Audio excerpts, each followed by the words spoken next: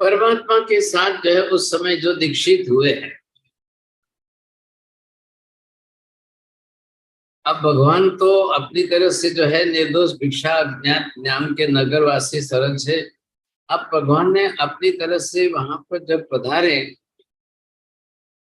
और यहाँ पर प्रभु के साथ में जो दीक्षित हुए थे वो कच्छ, महाकच्छ आदि 4,000 राजकुमार जो है, जो लोग सर्वथा भिक्षा विधि से अज्ञात, आहार पानी क्या होता है, गोत्री पानी कैसे मिलती है, कैसे करना, जो अज्ञात लोग थे, भगवान के साथ में दीक्षा तो ले ली थी लेकिन अब उसका ज्ञान जानकारी कुछ भी नहीं थे। तो वो अपनी तरह से जो है वहां से निकले और भगवान तो कुछ बोलते भी नहीं है, हमको तो कुछ बताया भी नहीं, आचार विचार तो कुछ सिखाया ही नहीं है। अब वहां से भगवान विहार, ये सभी लोग गए थे तो वो कुछ तो गंगा नदी के किनारे पर जाकर के झुपड़ियों में बस गए, कंदमूल का फल का भक्षण करना, गंगा नदी का पानी पी लेना, ऐसे आहार आदि की जटाधारी तापस बन गए थे। और फिर वहां से जो है ये सब करते थे, लेकिन वो भगवान का ध्यान भी करते थे, ध्यान परमात्मा का करते थे कि आदेश्वर भगवान जो जिस तरह से ये सभी कच्छ, महाकच्छ और फिर नमी विनमी उनके पुत्र प्रभु के द्वारा जो है राज्य व्यक्ति की उस समय कार्यवस्था जो है, तो उस समय उनके जो है कच्छ महाकच्छ के पुत्र नमी और विनमी वो देशांतर गए हुए थे। तो उन्होंने क्या सोचा कि चलो चलो चलो अब वहां से विनीता नगरी में प्रवेश करते हैं और प्रभु की उनकी सेवा करते हैं। और पिता की दीक्षा के समाचार सुने तो भरत महाराज आए, बल दोनों कुमारों को अमुक प्रदेशों से स्वामित्व स्वीकारने के लिए समझाए। अब दोनों कुमार, हम तो भगवान के पास जाएंगे, भगवान की सेवा भक्ति करेंगे और भगवान से राज्य मांगे। भगवान ने दीक्षा ली, भगवान के साथ में हमारे पिताजी ने सबने जो है दीक्षा ले ली, भगवान के पुत्र है 98 पुत्रों ने साथ में दीक्षा ली। अब एमना पौत्रो जो छे ये बता आवे तो हम तो भगवान के पास जाके राज्य मांगेंगे।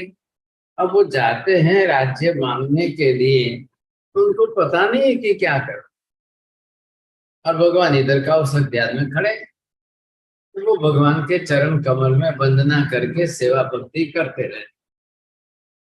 1 वर्ष तक भगवान की सेवा भक्ति, और चाहिए क्या, राज्य चाहिए, और इधर जो है आकर भगवान की सेवा भक्ति करते हैं। ऐसी स्थिति के अंदर अब ये तो उनको तो दूसरा कुछ भी नहीं है, बस हे भगवान हमको राज्य दो, फिर वापिस सेवा की भक्ति करेंगे, भगवान के चरणों में आए और सब कुछ करने के बाद बोलेंगे हमको राज्य। ऐसी उनकी इच्छा धारणा बनी रहती है। संसार के सर्व संबंधों से अलिप्त प्रभु अब भगवान वैसे भी मौन रहते तो क्या उत्तर देंगे, और उनकी चाहना है कि भगवान राज्य देवे, तो ये मौन रहते, भगवान भी मौन रहते थे। तो ये भी बोलते थे जहां तक भगवान राज्य नहीं देंगे वहां तक हम नहीं जाएंगे, तो यही रहेंगे, भगवान की सेवा भक्ति करेंगे। ऐसी स्थिति के अंदर जो है धर्मेंद्र नागराज जो है वो प्रभु के बंधन के लिए वहां पर आए। प्रभु भक्ति से प्रसन्न होकर गौरी प्रज्ञप्ति 48,000 विद्या और वैताड्य पर्वत पर दक्षिण श्रेणी में 50 नगरों को बसा करके नमी राजा ने, और उत्तर श्रेणी में 60 नगर बसा करके विनमी राजा को राज्य। भगवान ની ભક્તિ કરતા કરતા ભગવાનના પૌત્રો દીક્ષા લીધી એના, એ વિનતી ભગવાનની સેવા ભક્તિ કરતા હતા, ભગવાન મૌન રહેતા હતા, ધ્યાનમાં હતા, કૌશલમાં હતા।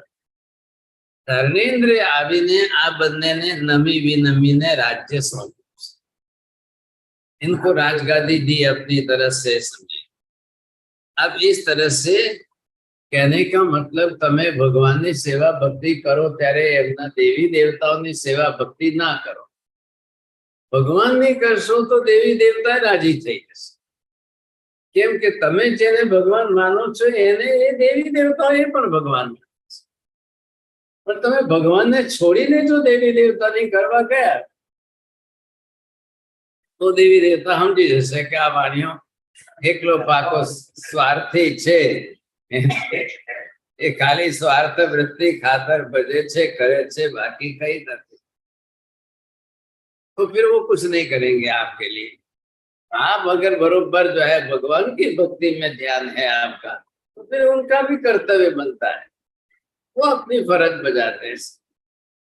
ऐसी स्थिति के अंदर ये यहाँ पर बहुत कुछ करते हैं, काफी कुछ। तो ये देखिए कि जिस तरह से नमी को राज्य दे, नमी राजाए रतनपुर चक्रवाल नगर में जे छे अने विनमीए गगन वल्लभ नगर में राजधानी बनावी। अब प्रथम तीर्थंकर परमात्मा को 400 दिवस प्रभु ये 24 उपवास कर्या और गामानु गाम प्रभु विचरते हस्तिनापुर नगरी में पधारे थे। वहां से इस तरह से जो है भगवान को भी श्रेयांश कुमार ने पारणा वगैरह कराया था और वहां से पारणा वगैरह हो गया। इधर जो है मरुदेवा माता को भी केवल ज्ञान हो गया। इधर भरत चक्रवर्ती अपने आयुधशाला में आए और आयुधशाला में आकर उन्होंने भी अपनी तरह से धनुष की इंद्र की पूजा वगैरह की। अब वहां पर जो है पूजा वगैरह करने के पश्चात अब जिस तरह से भरत महाराजा भगवान की देशना सुनने के लिए समवसरण में बैठे। अब भगवान ऋषभदेव प्रभु ये तो नहीं सोचेंगे मारो दीकरो छे। अब भगवान केवली हो गए, वितरागी हो गए, सर्वथा राग संबंध रहित हो गए। तो भगवान क्यों विचार, भगवान माटे हवे बधा सरखा छे। जो उपदेश इनको देना है ऐसा उपदेश इसको देना है, सबको देना है, सबके लिए एक सरीका एक जैसा उपदेश देना है। भगवान इधर उधर की कुछ भी बात कुछ भी नहीं सोचते, बस ये उपदेश देने का लक्ष्य है, बरोबर देंगे। ऐसी स्थिति के अंदर तात्विक बोधक देशना चतुर्गति रूप संसार के अंदर से परिभ्रमण करते आत्मा को संसार समुद्र से तैरने का एक में वह सर्ववृत्ति स्वीकार करने का उपाय बताते।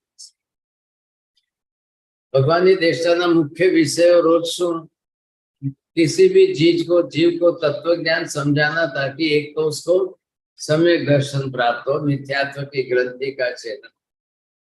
बीजा नंबरे खास करीने लोको जे छे व्रत वृत्ति प्रकार ने नियम धारण करे ये अगत्य है। तीसरे नंबर पर संसार को छोड़ करके दीक्षा लेवे, ये सबसे बड़ा। कोई ना कोई आत्मा जो है मोक्ष की दिशा में प्रयाण करे, इन तीन बातों को केंद्र में रख करके भगवान दीक्षा ये देशना देते। એટલા માટે ભગવાનની દેશનામાં રોજે રોજ कोई ना कोई सम्यक दर्शन प्राप्त करे, कोई ना कोई आत्मा बैरागी बने, कोई व्रतधारी श्रावक श्राविका के 12 व्रत लेकर के श्रावक बने और कोई चल करके दीक्षा लेकर साधु बने। अब जिनके कर्म क्षय हो जाए तो वो आत्मा संसार में से निकल करके मोक्ष भी प्राप्त, दोनों तरफ से ये जो है विशेषता बताई गई है। अब संसार सागर से तैरने का एक सर्व व्यक्ति का उपदेश। अब भगवान की मधुर देशना का श्रवण करके अनेक आत्मा सम्यक दर्शन प्राप्त करते हैं। कोई देशविधि भरत महाराजा के पुत्र ऋषभ से पुंडरीक स्वामी ने 500 राजकुमारों के साथ दीक्षा ली। अब 500 राजकुमारों के साथ दीक्षा ली और इस दीक्षा के निमित्त से भगवान ने भी ये पुंडरीक स्वामी आदि 84 गणधरों को जो है अपने गणधर बनाए हैं। मुख्य रूप से इनको सबको गणधर बनाए, क्योंकि नियम भी तो है, बिना गणधर के कोई तीर्थंकर नहीं होते और बिना तीर्थंकरों के भी सामने कोई गणधर नहीं होते। ये दोनों पक्ष सामने, क्योंकि तीर्थंकर भगवान होंगे तो उनकी गणधर तो रचना करने के लिए अनिवार्य है। ये विशेषता है। भरत महाराजा आदि श्रावकों और सुंदरी आदि श्राविकों की स्थापना। तो ऋषभदेव भगवान के समवसर में दीक्षा तो ली गई, कईयों ने दीक्षा ली। श्रावक श्राविका कौन बने? तो भरत राजा श्रावक बने और सुंदरी वगैरह श्राविका बनी। अब ऋषभदेव परमात्मा के शासन के अधिष्ठाय गोमुखी यक्ष अधिष्ठायिका चक्रेश्वरी देवी बनी। अब जीवों का कल्याण करने वाले अप्रमत्तपने विचरी रहे हुए भरत महाराजा के पुत्र पुनः विनीता नगरी में पधारे और आयुधशाला में चक्ररत्न की पूजा की और 6 खंड का दिग्विजय का प्रारंभ किया। अब शू करो, बहु कठिन बात थी। भरत चक्रवर्ती ने 6 खंड ये श्रावक पना स्वीकार लिया और फिर इधर दिग्विजय करने निकले। 6 खंड का राज्य कैसे प्राप्त हो? तो क्या करते हैं कि भी पत्र लिख करके सबको समाचार भेजते हैं, जो आ जाए प्रेम से समझ करके चक्र के रूप में इनकी आज्ञा स्वीकार ले तो बहुत हो गया बस। अब सामने से कई राजा आकर के आज्ञा स्वीकारते थे, लेकिन सिर्फ एक बाहुबली जो थे वो अभी जरा मन से मानसिक रूप से तैयार नहीं हुए। तो भरत महाराजा भी अपनी तरह से सोचते थे कैसे करना है। इधर दिग्विजय करके वापिस लौटे तब सुंदरी की स्थिति देख करके बड़े दुखी हो गए। क्या हुआ भाई, कोई खाने पीने को नहीं दिया, मेरे जाने के बाद किसी ने ध्यान नहीं रखा, क्या हुआ? सुंदरी ने अपनी तरह से आहार आदि का त्याग करके 60,000 बरस आयमिल कर लिए। 60,000 बरस उस जमाने के काल की बात है। लेकिन अब उसने सोचा क्या कि किस कारण से मेरे पीछे कोई जो है इतना दुखी हो, इतना रागी हो और मेरे कारण कर्म बांधकर गति बिगाड़े, इसके बदले मैं ही अपना रूप जो है तब त्याग से खराब कर दूं, बस समझेगी। अब ऐसी स्थिति के अंदर इन्होंने ये उद्देश्य से किया, तो ये विशेषता रही। अब यहाँ पर आखिर भरत महाराजा ने समझ लिया और इधर जो है दीक्षा लेने की अनुमति। तो सुंदरी ने भी अपनी तरह से संसार वास का त्याग करके और अपने अपराधों की क्षमा मांगी, संयम स्वीकारने की अनुमति मांगी। सुंदरी ने भी दीक्षा स्वीकारी और अपने से बड़ी भगिनी ब्राह्मी की भी साथ में श्रमणी संघ में सम्मिलित हो गई। तो राजवी भरत 6 खंड का साम्राज्य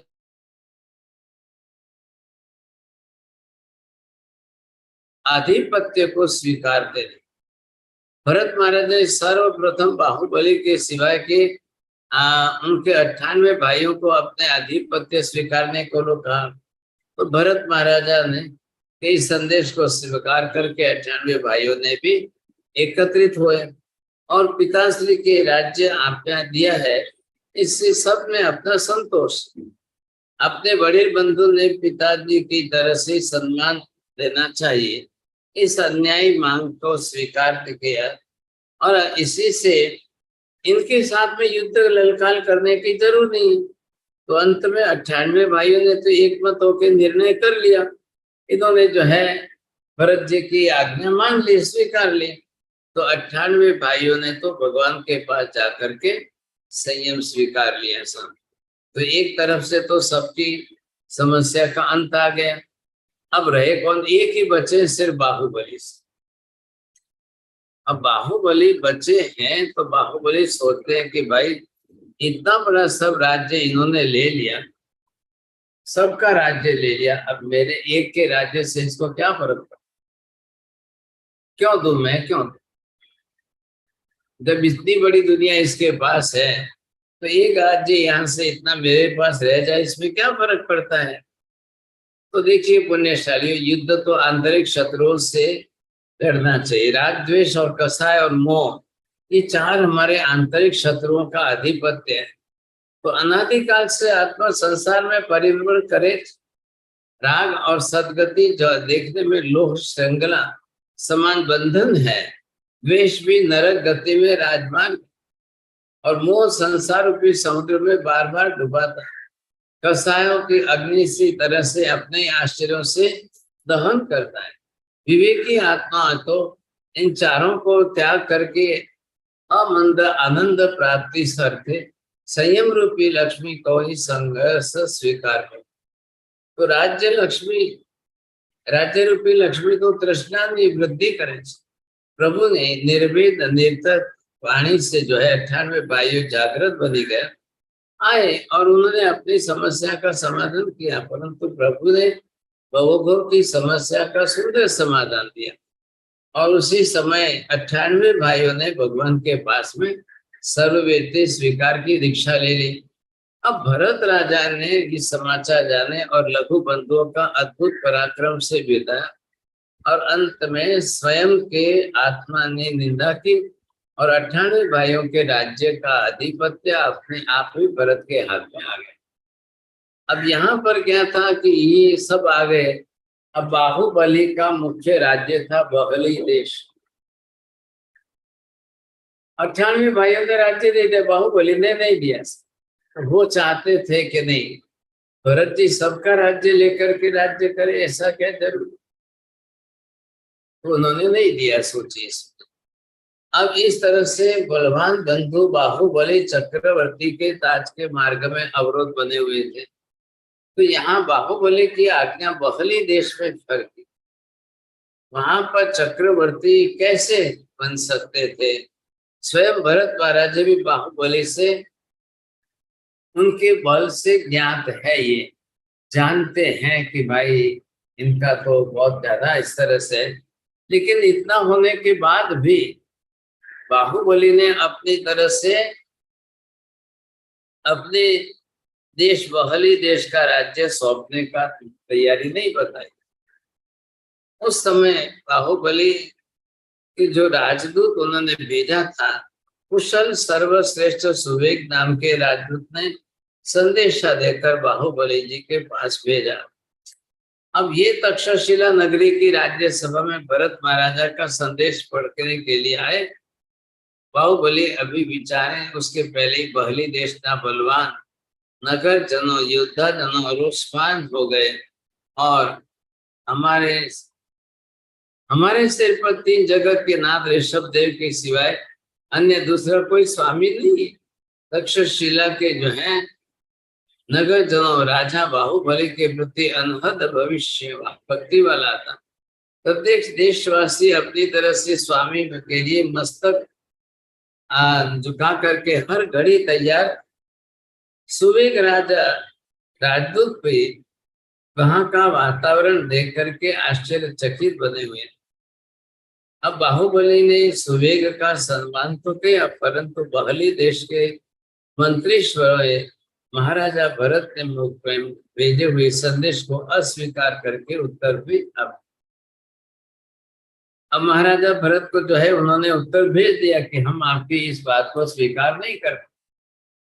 बाहुबली ने कह दिया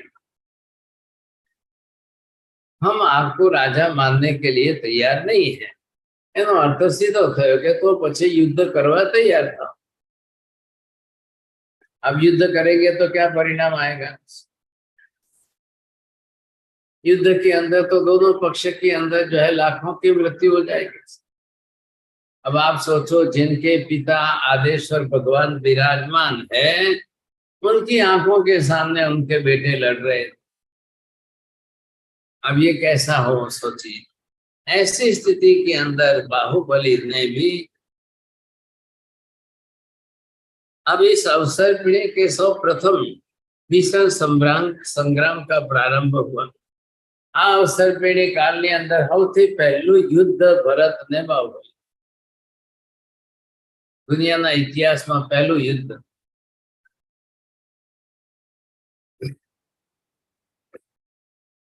और वो भी अपने पिता जो है वो तीर्थंकर, उनकी आंखों के सामने युद्ध।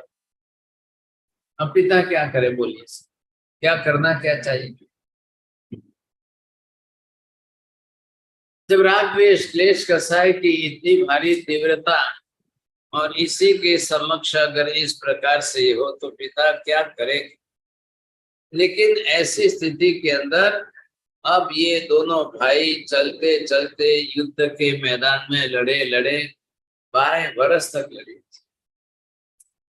12 बरस हो गए युद्ध के मैदान में है, लड़ते जा रहे हैं और ये इनका इतना लंबा काल बीत रहा है। अब कल्पना करिए 12 बरस युद्ध चले तो कितने लाखों लोग मरेंगे।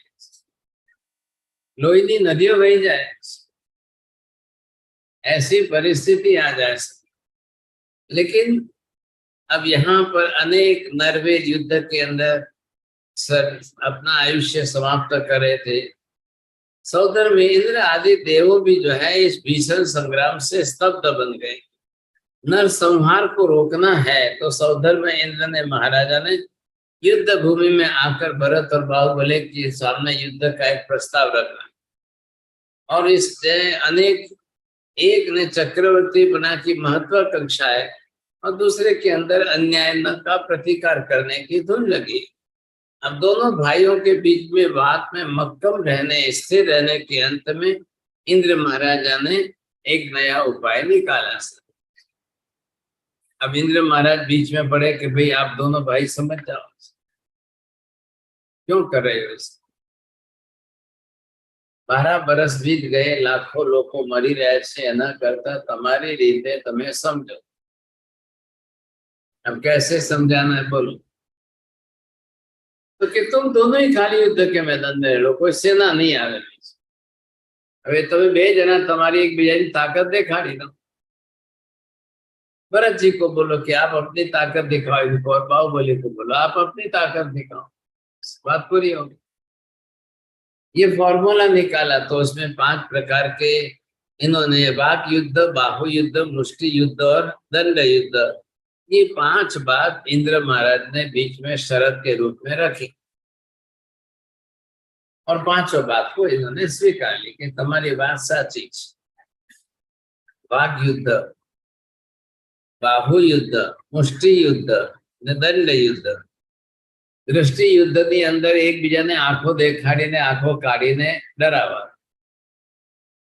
वाग युद्ध में बूमो पाड़ीने लड़વું।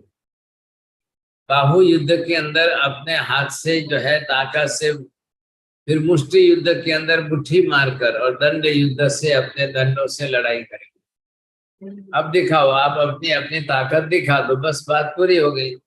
अब ये जब नियम नक्की कर लिया साहब, तो ऐसी स्थिति के अंदर दोनों भाइयों की शर्त ने स्वीकार किया और उभय पक्ष से सैन्य शांत हो गए।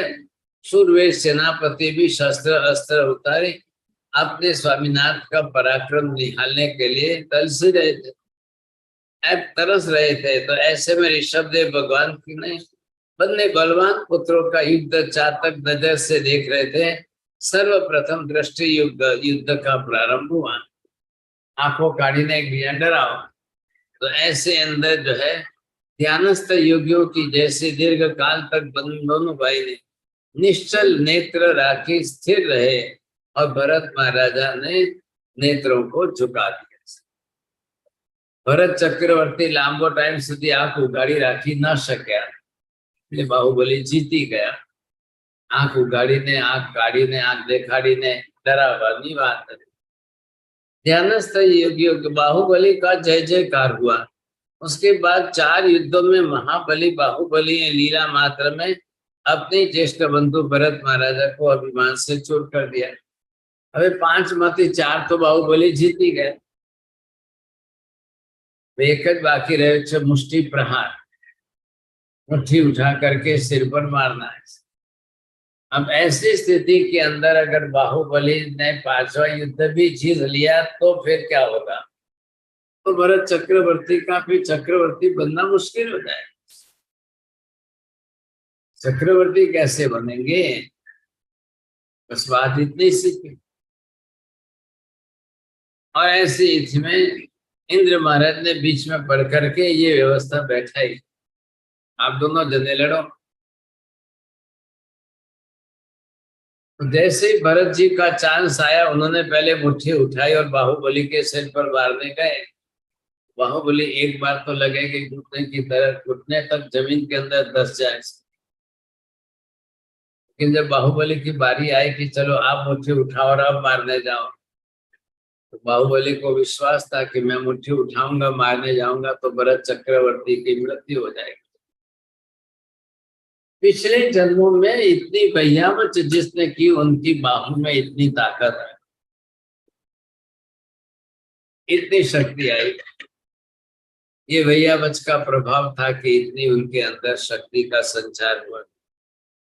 अब ऐसी स्थिति के अंदर यहाँ पर बाहुबली ने भी अपनी तरफ से मुट्ठी उठाई, लेकिन उनको अपने लघु भाई की दया आई। और एक सेकंड के लिए, नहीं तो मुट्ठी उठाना और फिर सिर पर जो है लाना, एक सेकंड में विचार बदल गए। जब तक कृष्णाय की लेशा तीव्र होती है, वहां तक लोग अंधे बन जाते हैं, कसायों की तीव्र लेशा। और फिर उसके पश्चात जब भान आ जाए तो एक सेकंड के अंदर भी सब कुछ बदल सकता है। तो बाहुबली जी ने ये अपने मन में विचार किया कि अरे अरे अरे, उचित तो नहीं है।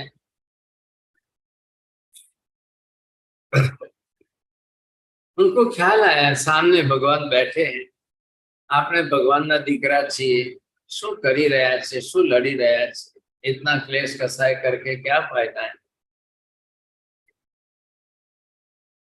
अब ऐसी स्थिति में बाहुबली ने अपनी मुट्ठी उठाने के बाद बोले, क्षत्रिय पुत्र है, मुट्ठी तो उठा ली है, अब व्यर्थ तो नहीं जानी चाहिए, निरर्थक नहीं जानी चाहिए। उन्होंने सीधी अपने सिर पर मार के उसी क्षण पंचमुष्टि लोच कर दिया। पंचमुष्टि लोच करके सिद्धति साक्षी से दीक्षा ले ली। दीक्षा लेके अपन गोश्रामी में कौसंग में खड़े हो गए। હવે કૌશક નક્કી કર્યું એટલે શું શરૂઆત કરી? મારાથી પહેલા જેટલા મારા નાના ભાઈઓ દીક્ષા લીધી છે, હવે મારાથી નાના છે બધા, તો હું અત્યારે જાઉં તો મારે એમને વંદન કરવું પડે, તો એના કરતા મને જ્યારે કેવલ જ્ઞાન થઈ જશે ત્યારે હું જઈશ, પછી મારે કોઈને વંદન કરવું નહીં પડે। तो ये अपने राह के अंदर इधर भरत चक्रवर्ती को युद्ध के मैदान में हरा करके और खुद अपनी तरह से दीक्षा लेकर के अब छोटे से अहंकार की बुद्धि में फंस गए। सब अच्छा था, लेकिन छोटे से अहंकार की बुद्धि में आ गए। अब इस परिस्थिति में करना कैसे? कई बार हम लोगों को किसको किस प्रकार का कैसा कैसा अहंकार चढ़ जाता है, चढ़ जाता है। भाव बहुत अच्छे, મને કેવલ જ્ઞાન થશે ત્યારે જઈશ, એટલે કે તમને કેવલ જ્ઞાન થવાનું છે, ખાતરી થઈ ગઈ? શું નક્કી થઈ ગયું કે મને કેવल ज्ञान થશે? फिर कैसे आपने नक्की कर लिया? ऐसे कैसे नक्की कर लिया? ऐसी स्थिति के अंदर भी अपनी तरह से जो लोग सोचिए, आप कल्पना करो, इसी भव में जिसको केवल ज्ञान होना ही है और इसी भव में जो मोक्ष में जाने ही वाले हैं, उनकी ये दशा है। उनको भी इतना युद्ध के मैदान में लड़ना, उनका मैदान में युद्ध के अंदर जो है मारामारी करना, इतने लाखों लोगों को मारना, ये कब तक कितना उचित?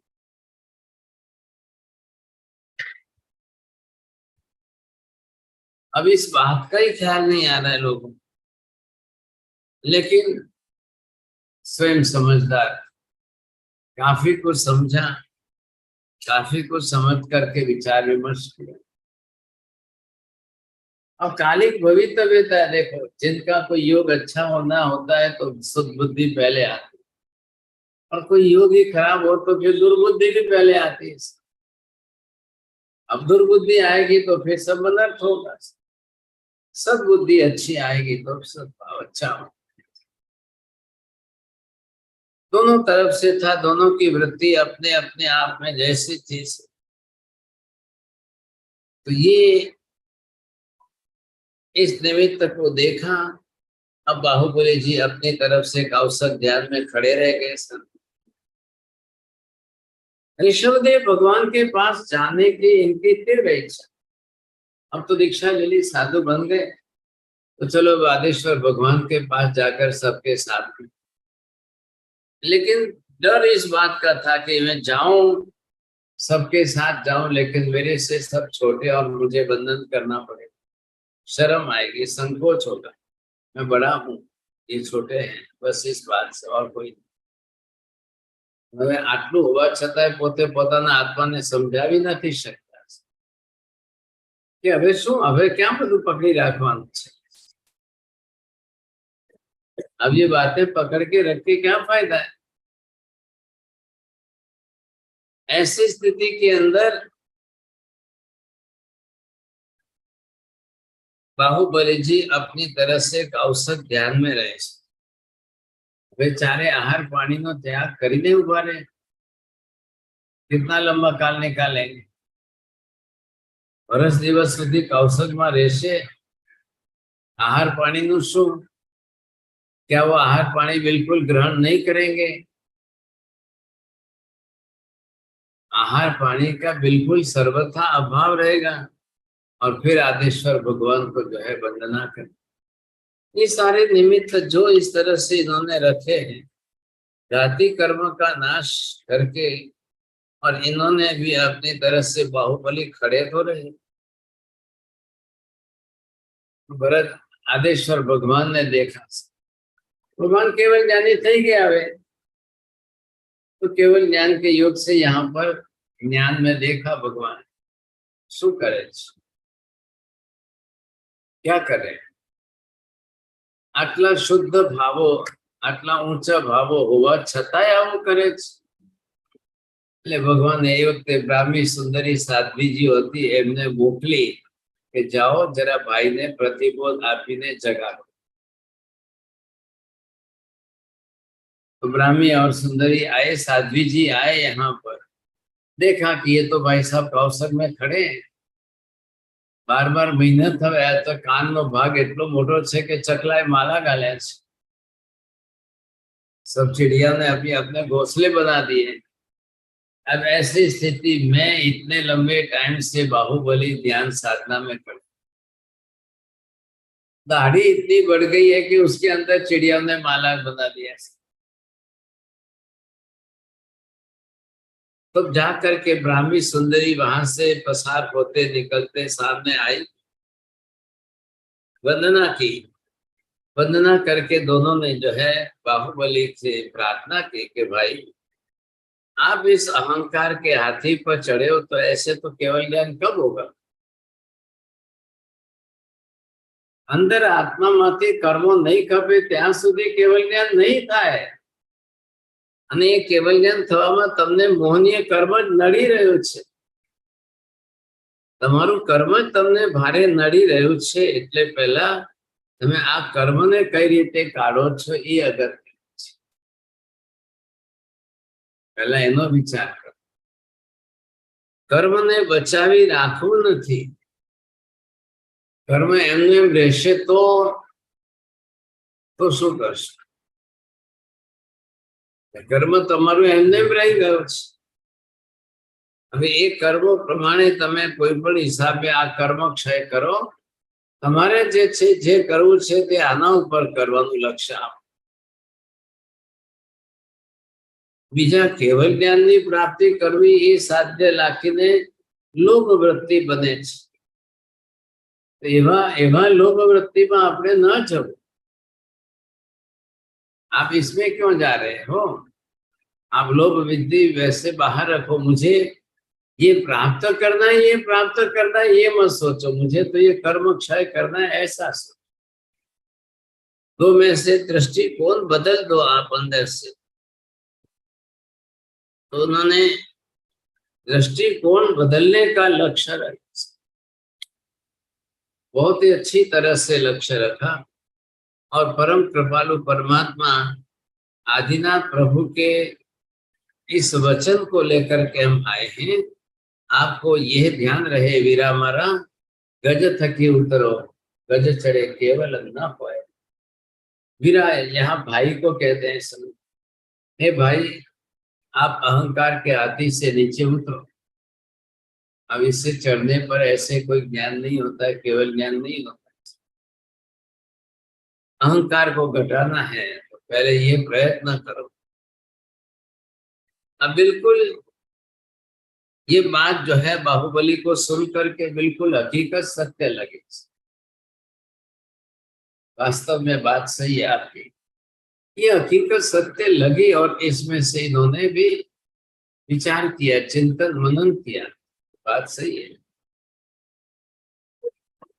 तुरंत अपनी तरह से इन्होंने भी चलो चलो चलो, मैं चलता हूं, आदिनाथ भगवान के पास जाएंगे। वहां पर प्रभु के पास जो है भगवान को वंदना करेंगे। मेरे से सब छोटे भाई दीक्षा ली, तब दीक्षा लेने के बाद साधु जीवन में तो संसारी पर्याय थी, उम्र थी तो गणवानु न थी। शो उम्र थी गणे फायदो। जिन्होंने एक दिन भी चारित्र ऊंचा पाला है वो बड़े। જોવાનું શું છે, હવે તો ચારિત્ર જોવાનું છે। तो ये सामने से गए और जैसे इन्होंने कदम उठाया वहां पर, और क्षपक श्रेणी चिंतन की धारा में शुरू कर। अब ध्यान और तप और कौशल तो चल ही रहा था वैसे, इतनी भारी निजरा तो इनकी वैसे भी हो रही थी। तो ये करते करते जो है क्षपक श्रेणी जाति कर्मों का क्षय करने के लिए और कैवल्य ज्ञान की प्राप्ति, केवल ज्ञान की प्राप्ति वहां पर हुई। चारों घाती कर्मों का क्षय हुआ और तीर्थपति प्रभु ऋषभदेव भगवान 1,00,000 पूर्व तक अपनी तरह से चारित्र पर्याय का पालन कर रहे। एमनी साथे बाहुबली पण बढ़्या। भगवान नो पण एक काल बाकी छे, 1,00,000 पूर्व दीक्षा नो बाकी छे। दीक्षा लेने के बाद 83,00,000 पूर्व संसार में बीते छे, 84,00,000 पूर्व नु आयुष्य छे। એટલે એમાંથી આ એક કાલ બાકી રહ્યું। अब भगवान आयुष्य पूर्ण करके अष्टापद तीर्थ पर पधारे और महावधि तेरस के दिन गणधर भगवंत और दूसरे 10,000 साधुओं के साथ हिमालय पर पधारे। हिमालयनी टोच पर अष्टापत्य आवेलू छे, कैलाश मान सरोवर की बाजू में। अब वहां आकर के आदेश्वर भगवान ने अपना अंतिम कौशल ज्ञान शुरू किया।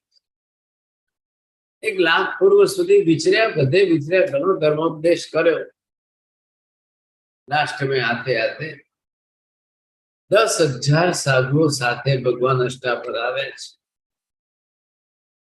किसी को ख्याल नहीं है कि 10,000 साधुओं का आयुष्य काल पूरा हो जाएगा, कोई नहीं जानता। अब भगवान पोताना निर्वाण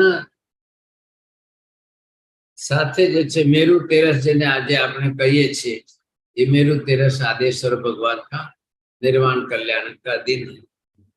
अब भगवान के निर्वाण कल्याण के समाचार जानकर भरत चक्रवर्ती उद्विग्न बने। इंद्र आदि देवताओं भी प्रभु के निर्वाण कल्याण की उजवनी करने के लिए आए और अविरत प्रवाह प्रभु के पार्थिव देह के पास। इंद्र महाराजा भी 3 पालखी तैयार कराते, एक में प्रभु का निर्मल देह, दूसरी पालकी में गंधर्व भगवंतों का निष्प्राण शरीर और तीसरी पालकी में अन्य साधु साधियों के शरीर रखे। समग्र भरत क्षेत्र शोक मग्न हो गया और वहां से पालकियों के इंद्र आदि देवताओं के द्वारा भरत आदि नरेश्वरों से उपाड़ी निर्मल भूमि पर 3 स्थान के अग्नि प्रगटाया गया। शोकातुर नयने से व्यथित है ये प्रभु के देह ने अग्निदाह दिया और बाजू में गंधर्वों के देह और मुनियों के देह को अग्निदाह दिया और स्थान पर भरत महाराजा ने प्रभु भक्ति के लिए वहां पर 3 स्तूप बनाए। अष्टापदी जे छे ए कालमां भरत राजाए बनावेलुं छे। तो ये आजे पण देख छे त्यां આગળ હકીકતમાં। હવે આ પ્રમાણે જે છે 3 સ્તૂપ બનાવ્યા એટલે અષ્ટાપદ। ત્યાંથી ઇન્દ્ર દેવતા वगैरह नंदीश्वर द्वीप जय प्रभु के निर्वाण कल्याण का महोत्सव मनाते। भरत महाराजा ने अष्टापद पर्वत पर सिंह निसद्या नाम से रत्नमय पाषाण के भव्य जिन प्रासाद का निर्माण किया, अनुपम प्रभु भक्ति की। भरत महाराजा आरिसा भवन में अपनी तरफ से अलंकार धारण करते हुए अंगूठी गिर गई, फिर उसको उठा करके पहनते हुए अपने शरीर के भी पौद्गलिक देह कैसा होता है ये विचार करते रहे, और इससे जो है उनको भी केवल ज्ञान प्राप्त हो। एक परिवार एवं बताओ काका के जेमा 100 दीकरा दीक्षा लेता है मोक्षे जता हो। बाप बेटे बेटी माँ भाई बधा दीकरा बधा एक साथ एक परिवार को एवो मले करो के जेवा बधा दीक्षा ली मोक्षे जता हो। 108 આટલી મોટી સંખ્યામાં એવો કોઈ કુટુંબ અબજો વર્ષની અંદર આખી અવસર પીઢી કાલખંડમાં નથી થયો અક્ષર। આ છે આદેશ્વર ભગવાનનું ऋषभदेव પ્રભુનું જે છે ચરિત્ર છે। अब ये कल से फिर आगे अजितनाथ भगवान का चरित्र शुरू।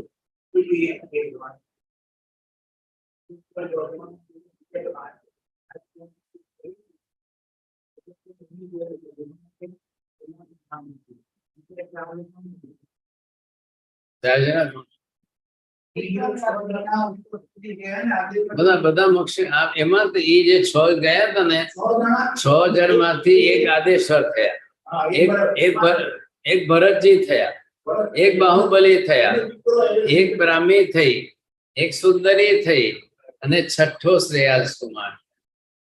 એ 6 બધાએ મોક્ષે ગયા છે। ના એ બહારના એટલે લાંબે દૂરમાં થોડા કુટુંબમાં એટલે બાહુબલીના પૌત્ર શું તેના દૂરમાં જે છે પાછો બધાનો પુત્ર પૌત્રનો પરિવાર કરો ને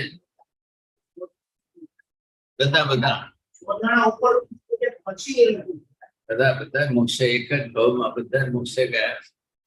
सर्वमंगल मंगल्यम सर्व कल्याणकारक दानम सर्वधर्माणम जैनम जयति शासनम। हारो काका आज प्रश्न तो पूछो तमे।